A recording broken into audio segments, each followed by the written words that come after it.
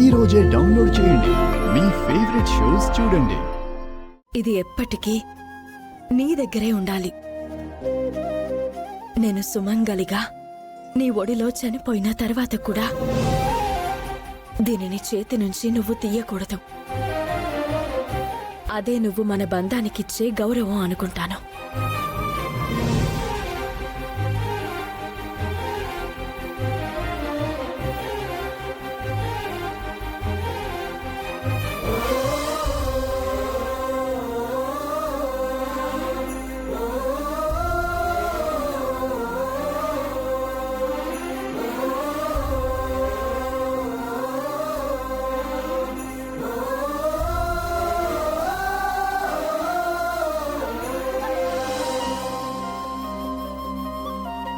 ఏంటి బావా, ఉంగరం వంక అలా చూసుకుంటున్నావు?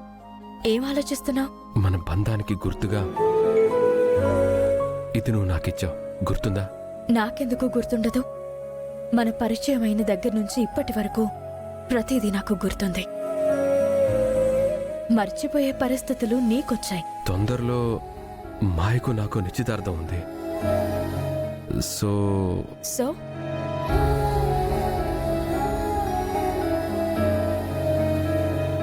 సో ఆగిపోయావే, చెప్పు. చెప్పడానికి ఎందుకు ఇబ్బంది పడుతున్నావు? ఇక మీదట ఈ ఉంగరం నా చేతికి ఉండకూడదు.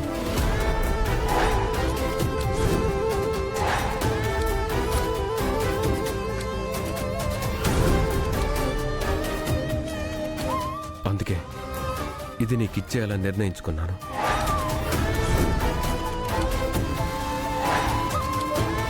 నిర్ణయం తీసేసుకున్నావన్నమాట. తప్పదు కదా. ఇదుంటే నీకే వడ్డాం. నిశ్చితార్థంలో మాయ ఉంగరం తొడుగుతుంది. ఒక మగాడి జీవితంలో ఇద్దరు ఆడవాళ్లకు సంబంధించిన జ్ఞాపకాలు ఉండకూడదు కదా. అందుకే ఇది నీ దగ్గర ఉండడమే మంచిది.